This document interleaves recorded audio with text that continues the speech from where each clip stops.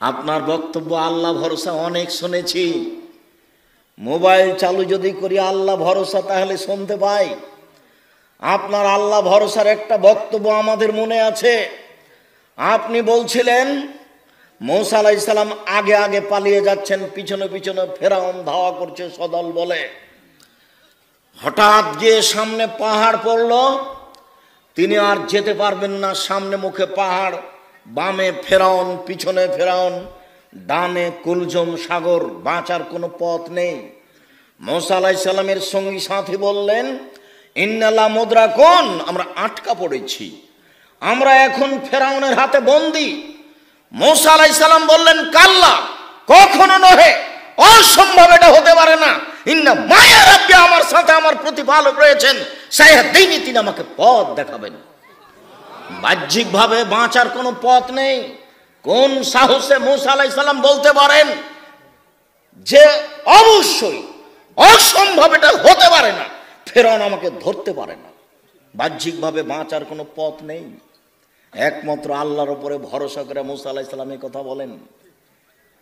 হাতের ডানে সাগর আছে, সামনে পাহাড় আছে, বামে পিছনে ফেরাউন আছে। সঙ্গী সাথে বলছেন আমরা আটকা পড়েছি, আমরা ফেরাউনের হাতে ধরা পড়েছি। তখন মূসা আলাইহিস সালাম বলছেন, কাল্লা, কখনো নহে, অসম্ভব, এটা হতে পারে না। ইন্না মায়া রাব্বি, আমার সাথে আমার প্রতিপালক রয়েছেন, সায়াহদিনি, তিনি আমাকে পথ দেখাবেন।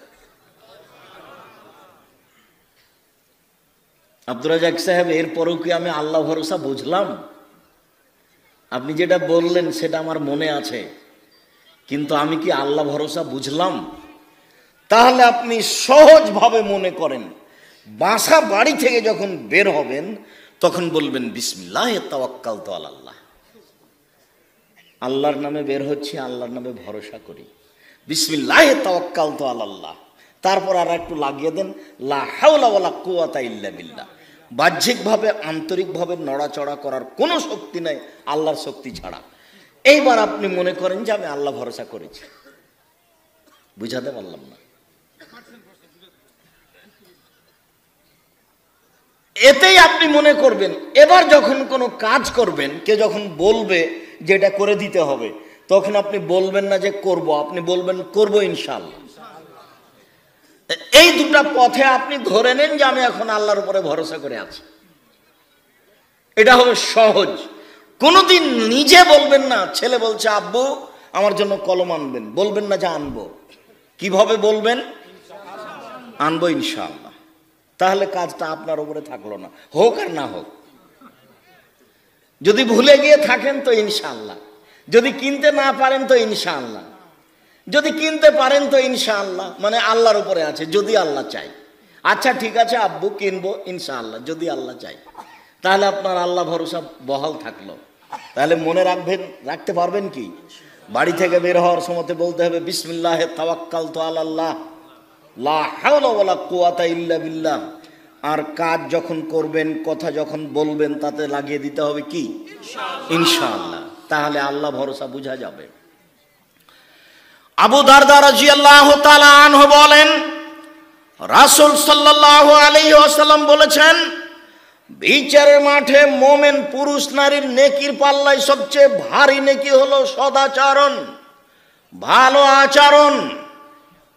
নওয়াস ইবনে সামান আনসারী রাদিয়াল্লাহু তাআলা আনহু বলেন, সালতু রাসূলুল্লাহ সাল্লাল্লাহু আলাইহি সাল্লাম মাল বিররু ওয়াল ইসমু।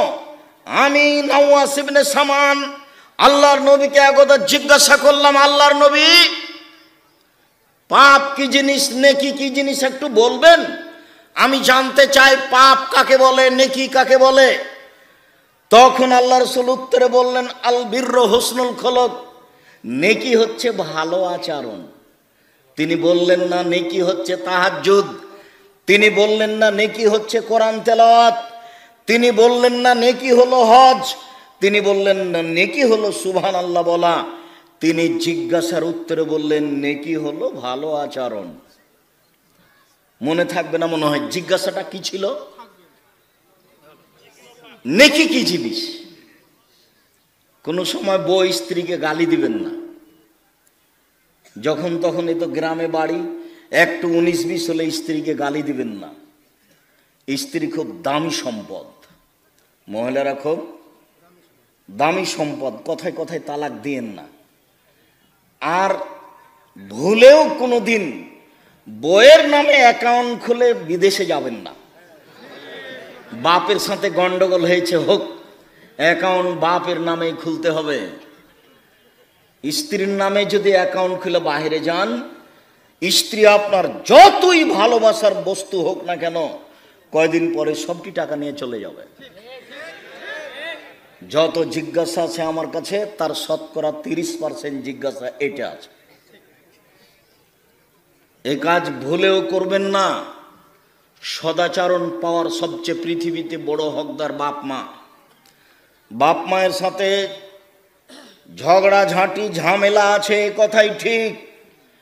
এরপরেও বাপ মা আমার ভালো আচরণ সবচেয়ে বেশি পাবে, কথাও ঠিক। কোনোদিন বাপ মায়ের মুখের উপরে রাগ করে কিছু বলে কিছু সফলতা আনার চেষ্টা করিয়েন না। বইয়ের যখন টাকা পয়সা সব কিছু নেওয়া হয়ে যাবে, তখন আপনাকে ছেড়ে চলে যাবে, তবে আপনার বাপ আপনাকে ছেড়ে যাবে না। ছেড়ে যাওয়ার পথ তার কাছে নেই, ছেড়ে যাওয়ার পথ তার কাছে নেই। তবে বইয়ের সাথে স্ত্রীর সাথে ভালো আচরণ করবেন। কথায় কথায় তাকে তালাক দিন না। তালাক হলো মোলা তুলে খাওয়ার মতন, মানে তুললে গাছটা শেষ। আর শাক যদি উঠিয়ে উঠিয়ে খান তাহলে গাছটা আছে এখনো। তালাক মানে দিলেই শেষ। রাগ করে যদি আর একবার দেন তাহলে শেষ। এটা নিয়ে আর কোনো কথা নেই।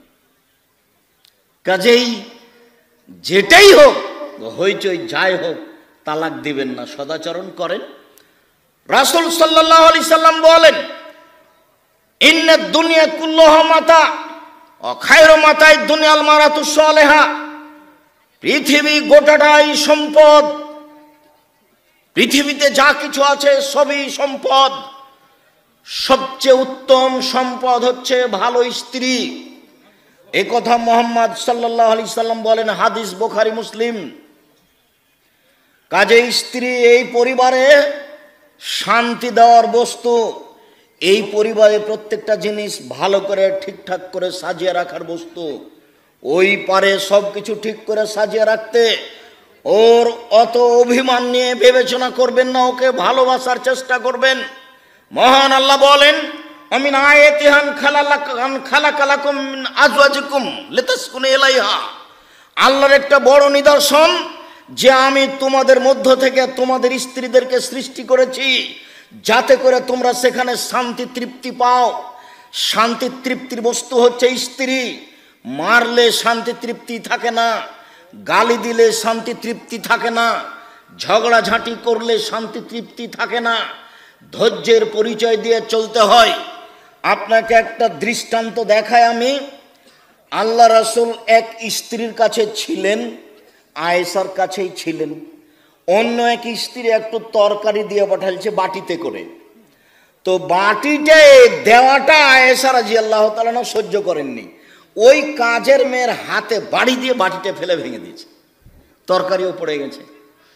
তা আল্লাহ রাসূল আয়েশাকে মুখ দিয়ে কিছু বললেন এটা বোঝা গেল না। আয়েশা বাটিটাকে তিনি উঠিয়ে জোড়া লাগালেন, জোড়া লাগিয়ে বাটি রেখে দিলেন। আর একটা আয়েশা রাদিয়াল্লাহু তাআলা নতুন বাটি একটু কিছু তরকারি দিয়ে পাল্টা ফিরিয়ে দিলেন, তিনি তাকে কিছু বললেন না। আপনি তো হলেন এই তো দাঁত ভেঙে দেবো, কি মনে হচ্ছে? মুখখানটা বন্ধ রাখবেন। স্ত্রীর সাথে খারাপ আচরণ করিয়েন না, সংসার সুন্দর হবে না। সম্মানিত দিনী ভাই বোন, রাসূল সাল্লাল্লাহু আলাইহি ওয়াসাল্লাম বলেন, আয়েশা রাদিয়াল্লাহু তাআলা আনহা বলেন, আল্লাহর নবী বলেছেন, ইন্নামাল মুমিন লা ইউদরিকু বেহুসনে খুলুকিহি দারাজাতা সায়েমুল কায়েম। মানুষ তাহাজ্জুদ পড়ে যত নেকি পায়, মানুষ দিনে নফল রোজা সিয়াম পালন করে যত নেকি পায়, মানুষ ভালো আচরণে তত নেকি পায়। মানুষ তাহাজ্জুদ পড়ে যত নেকি পায়, মানুষ নফল সিয়াম রোজা থেকে যত নেকি পায়, মানুষ মানুষের সাথে ভালো আচরণ করে তত নেকি পায়। হাদিস বুখারী মুসলিম এ কথা মুহাম্মদ সাল্লাল্লাহু আলাইহি সাল্লাম বলেন। আব্দুল্লাহ ইবনে আমর রাদিয়াল্লাহু তাআলা আনহু বলেন, আরবাউন, চারটে জিনিস, এজা কুন্না ফিকা ফালা আলাইকা মা ফাতাকা বিনাদ দুনিয়া। চারটে জিনিস আছে যখন তোমার ভিতর, চারটে জিনিস আছে যখন সব কিছুই আছে তোমার, চারটে জিনিস নেই যার কোনো কিছু নেই তার, চারটে জিনিস নেই যার কোনো কিছু নেই তার, চারটে জিনিস আছে যার সব কিছু আছে তার। এক, হুসন খালিকাতিন, ভালো আচরণ। চারটে জিনিসের একটা কি? ভালো আচরণ। আব্দুর রাজ্জাক সাহেব বাকি তিনটা বলে রাখেন। দুই, হিফজ আমানাতিন, আমানতের রক্ষা। আপনি মেম্বার 10-এর পয়সা আপনার কাছে এসেছে, খুব সাবধান। আপনি গ্রাম্য সর্দার, টাকা পয়সা আপনার কাছে আছে, মসজিদের টাকা আছে, খুব সাবধান। হিফজ আমানাতিন, আমানতের রক্ষা। আপনি প্রিন্সিপাল, ছেলেদের সরকারের টাকা আপনার কাছে আছে, খবরদার ওই টাকা দিয়ে বড় মাছ কিনে দেখাবেন না আমি ধনী। 10-এর পয়সা গোখরা, গোমা, গামা সাপের চেয়ে অনেক বেশি খারাপ। একটা মানুষ জেনা করেছে, ক্ষমা সহজ। চুরি করেছে, ক্ষমা সহজ। একবার রাতে কান্নাকাটি করে বলল, আল্লাহ আমি পাপ করেছি, তুমি আমাকে ক্ষমা করো। আমার বয়স 80 বছরে একদিনও নামাজ পড়িনি, সালাত আদায় করিনি, আজ বলছি আমার ভুল হয়েছে, তুমি আমাকে ক্ষমা করো, আস্তাগফিরুল্লাহ ওয়া আতুবু ইলাইহি। আশা করছে নিষ্পাপ হয়ে দুনিয়া থেকে চলে যাবে ইনশাআল্লাহ। কিন্তু আপনি সরদারি করতে গিয়ে 10টা টাকা আত্মসাৎ করেছিলেন, এটা কি হবে? ভাইয়ের জমি দখল করে আছেন, দিচ্ছেন না, এটার কি হবে? বোনের জমি দখল করে আছেন, দিচ্ছেন না, এটা কি হবে? ছেলেটা জানে, ছেলেটা আপনাকে বহুদিন বলেছে, ছেলেটা আপনাকে বলেছে, আব্বা ভিক্ষা করে খেতে রাজি আছি, ফুফুর জমি খাবো না। ভিক্ষা করে খেতে রাজি আছি, ফুফুর জমি খাবো না। দাদা মারা গেছে, সকালে আপনি জমি পাবেন, বিকেলে আমার ফুফু ভাগ পাবে, এ কথা নয়। যখন আপনি পেয়েছেন তখনই আমার ফুফু পাবে, এ কথাই ঠিক। 10-এর পয়সা নষ্ট করে, মানুষের হক নষ্ট করে, বোনের হক নষ্ট করে, ছেলেদের হক নষ্ট করে জান্নাত কেনার চেষ্টা করেন না, জাহান্নামের সিদ্ধান্ত আগেই হয়ে আছে। হক নষ্ট পাপ, বদনামের পাপ, খুব বড় মহাপাপ। গোখরা সাপ দংশন করলে আপনি একাই মারা যাবেন। ওসর জাকাত ফেতরা না দিলে গোটা পরিবার মারা যাবে। 10-এর পয়সা ভক্ষণ করলে গোটা পরিবার মারা যাবে। বনের জমি না দিলে গোটা পরিবার মারা যাবে, কেউ রক্ষা পাবে না। আল্লাহর নবী বলেন, কুল্লু লাহমিন নাবাতা মিনাস সাওতে কানাতিন নার আওলা বিহি। যেই ছেলে মেয়ে আহাল পরিবার হারাম উপায়ে বাড়ে, এদের জন্য জাহান্নাম যথেষ্ট। এ কথা মুহাম্মদ সাল্লাল্লাহু আলাইহি সাল্লাম বলেন। তিনি বলেন, লায়াদ খোলুল জাসাদা গজিয়া বিল হারাম, লায়াদ খোলুল জাসাদাল জান্নাত গজিয়া বিল হারাম। ওই শরীর জান্নাতে যাবে না যেই শরীর হারাম উপায়ে বাড়ে।